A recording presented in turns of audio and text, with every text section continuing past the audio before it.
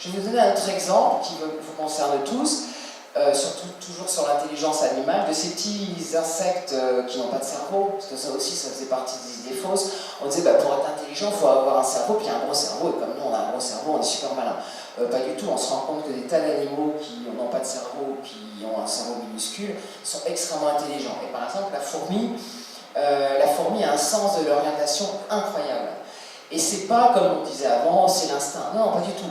On a tout essayé. Hein. On a mis des fourmis, on les a mis à droite, on a caché, on leur a mis des fausses odeurs, on leur a mis des pièges, on a tout essayé. À chaque fois, la fourmi, elle calcule, elle refait ses calculs et elle finira toujours par retrouver chez elle. Et bien c'est grâce à la fourmi que nos ingénieurs ont inventé notre GPS. Parce que nous, en sens de l'orientation, on n'est pas très doués. Et moi, si vous me mettez toute seule, sans rien, au milieu de la jungle, je meurs en 2 jours. Hein. Ben, la fourmi, elle ne mourra pas, elle réussira à retrouver chez elle. Donc le GPS a été créé comme ça. Et dernière révolution de cette intelligence animale, c'est une révolution philosophique. Parce que si finalement, aujourd'hui, l'homme redescend de son piédestal, vous imaginez...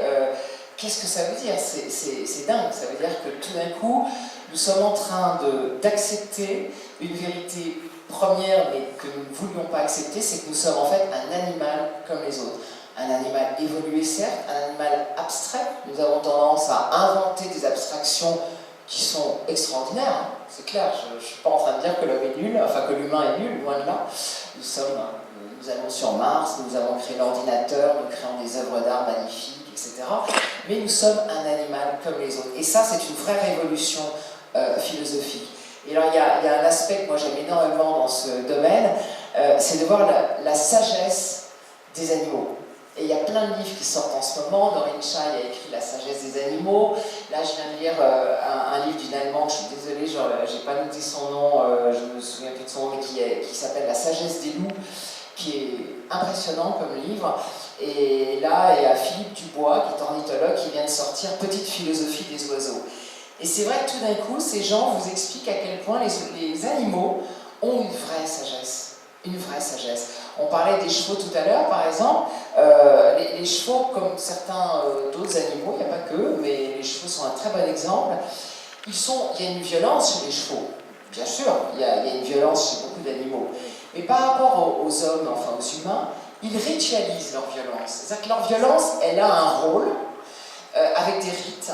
Et par exemple, quand vous avez 2 étalons qui se battent pour une femelle, ils vont se battre. Je ne sais pas si vous avez déjà vu un combat d'étalons, c'est pas tendre, hein, ils se mordent, ils se font mal. Et puis à un moment, il y en a un des 2 qui va se dire « j'y arrive pas ». Donc plutôt que de me faire tuer, je vais arrêter. Il arrête, et puis le message c'est un peu « ok, c'est toi le plus fort, très bien. À toi les emmerdes entre vous. Tu vas avoir le pouvoir, très bien. C'est toi qui vas surveiller le troupeau, qui va surveiller s'il n'y a pas des prédateurs. Moi, je vais être peinard avec le femelle, hein, je vais brouter, je vais être tranquille, etc. Mais ils n'iront pas jusqu'à se tuer. Et ça, par exemple, je trouve que c'est une vraie sagesse de l'animal que nous, les humains, nous avons beaucoup de mal à voir. Non seulement on s'entretue, mais on est même capable de tuer les gens de sa famille, des gens qu'on aime, etc. On a quand même un côté... le loup, par exemple, le loup qui a tellement de problèmes en ce moment, les loups ne se tuent pas, c'est rarissime.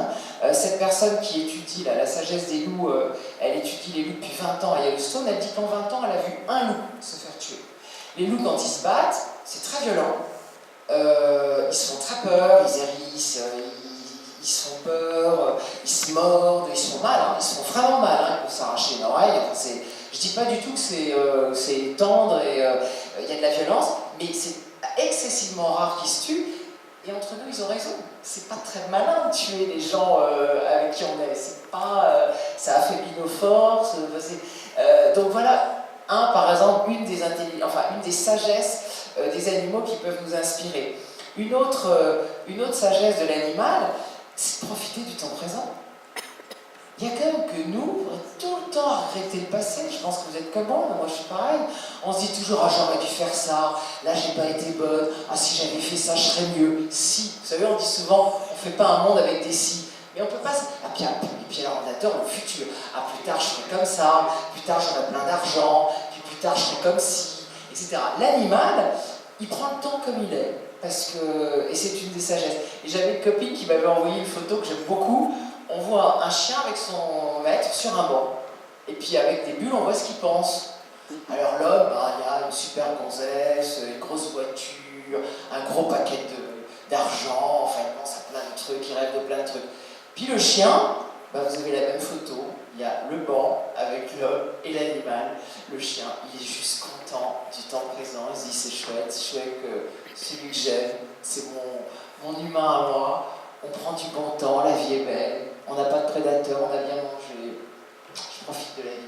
Je trouve que c'est une jolie leçon de sagesse des animaux dont on peut s'inspirer pour être plus heureux. Une autre sagesse de l'animal, c'est sa tolérance. L'animal, il vous prend comme vous êtes. Vous le savez, vous qui avez des chiens, vous pouvez être mal habillé, vous avez grossi, vous n'êtes pas en forme, vous avez une sale tronche, il vous aime toujours autant. Il ne va pas vous juger sur votre physique. Et alors je vais aller encore plus loin sur la tolérance des animaux. Il y a un livre formidable, d'ailleurs là, si certains d'entre vous vont à Paris le 2 février à la Journée internationale de l'intelligence animale, elle va venir nous faire une conférence. Elle s'appelle Fleur d'Auget, c'est donc une comportementaliste et éthologue. Elle a écrit un livre sur un sujet tabou et très compliqué, Animaux homo. On s'est rendu compte depuis assez peu de temps là aussi que l'homosexualité existe. Pour l'instant, on a recensé 1500 espèces. Pour l'instant. Chez les animaux, il y a tout. En sexualité, vous avez tout. Vous avez des homosexuels féminines, des homosexuels masculines, vous avez des couples à trois, vous avez des harems, vous avez des mâles qui élèvent un petit ensemble. On trouve absolument tout et ça ne gêne personne. Il y a un seul animal qui insulte, qui maltraite, qui méprise, qui emprisonne et qui martyrise ses homosexuels, c'est l'animal humain. Cherchez l'erreur. Chez les autres, ça ne pose aucun problème, c'est même souvent un réflexe d'intelligence. Par exemple, elle explique que vous avez souvent, chez les cygnes noirs, on voit souvent deux mâles qui élèvent eux-mêmes leurs petits. Souvent, c'est des œufs qu'ils ont trouvés parce que les autres se sont fait tuer ou je sais pas quoi. Et en fait, c'est intéressant parce que comme souvent les mâles sont plus forts, à deux mâles, ils ont plus de chances de défendre leurs petits, des prédateurs, d'aller trouver de la nourriture, etc. Donc, c'est souvent presque une tactique, en fait, pour mieux vivre. L'autre chose qu'elle dit et qui est assez formidable, là aussi, on a toujours dit, les animaux, par rapport à nous on fait ça pour le plaisir, nous, on est merveilleux, nous, on s'aime, on est formidable, nous, les humains, mais les animaux, c'est que pour la reproduction. Pas du tout, en fait. On se rend compte que chez les animaux, il y a beaucoup d'amour et de plaisir. Donc on recense aujourd'hui des caresses, des câlins, de la masturbation, du plaisir dans tous les sens, du plaisir sexuel ou du plaisir de tendresse. Mais en tout cas, les animaux, ils aiment la tendresse aussi. D'ailleurs, vous le voyez avec vos chiens, ou avec un cheval. Un cheval, il aime la tendresse. Quand vous venez lui faire des câlins et qu'il a confiance en vous, moi, les miens, ils ferment les yeux, puis ils attendent les bisous, et ils aiment ça. Donc on se rend compte qu'eux aussi, ils aiment la tendresse et l'amour. Donc, en fait, on peut se dire que l'animal, finalement, il est intelligent, une fois de plus, pas plus que nous. C'est aussi ce que m'ont appris tous les gens que j'interviewe. Parce qu'au début, j'étais bien humaine. Moi, je leur dis toujours, alors, quel est l'animal le plus intelligent, etc. Puis souvent, ils me disaient, mais Yolène, c'est pas la question, c'est pas le problème de savoir qui est le plus intelligent. On a toujours un peu tendance à vouloir. Ils disaient, chacun est intelligent pour ce qui l'arrange. Le cheval, il a son intelligence de cheval, le ver de terre, il a son intelligence de vers de terre, le rossignol, il a son intelligence de rossignol. Chacun a l'intelligence qui est importante pour lui, pour bien vivre, pour ne pas mourir, pour essayer de vivre correctement et donc de manger correctement et pour s'occuper de ses petits. En gros c'est leur but à tous. Donc on se rend compte aujourd'hui de plus en plus que l'animal non seulement est intelligent, mais qu'il est drôle, qu'il est empathique, qui communique, qui s'adapte vite.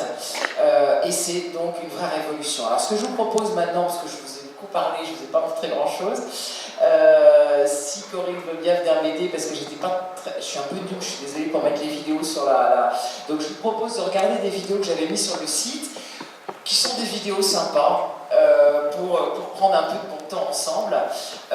Et justement, alors la première, c'est ça sur l'amitié, sur le chien et le dauphin, parce que ça aussi, on est en train de se rendre compte, là aussi dans la tolérance. Nous qui avons tellement du mal à tolérer les gens qui n'ont pas la même couleur de peau que nous, n'ont pas la même tête que nous, ils ne sont pas comme nous. Et bien les animaux, souvent, ça ne les dérange pas. On a vu des choses incroyables. Alors c'est celle, voilà, on a vu une maman chien allaiter 6 petits marcassins. On a vu un lion, on lui avait jeté une chèvre vivante pour qu'il mange. Ben, il n'a pas voulu manger sa chèvre et c'est devenu sa copine et il est copain avec sa chèvre. Vous avez une vidéo sur internet là-dessus. On a vu un chat hyper copain avec une corneille. Alors là, moi je vous ai pris celui-là parce que je trouve ça incroyable. C'est un chien qui va dans l'eau pour s'amuser avec un dauphin, pardon. Et son maître a l'habitude, régulièrement, il va, vous allez voir, c'est quand même incroyable parce que c'est vraiment, c'est pas du tout le même genre d'animaux. Et ben ils sont hyper copains. Regardez ça, comment c'est beau.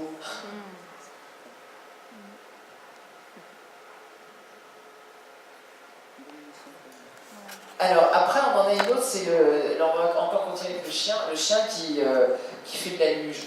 Alors là aussi quand je vous disais tout à l'heure que le rire n'est pas le propre de l'homme, les animaux adorent rire. On a vu des chimpanzés qui faisaient des blagues, par exemple en mettant des pots de banane pour que leur soigneur se casse la figure. On voit des félins s'amuser ensemble, jouer.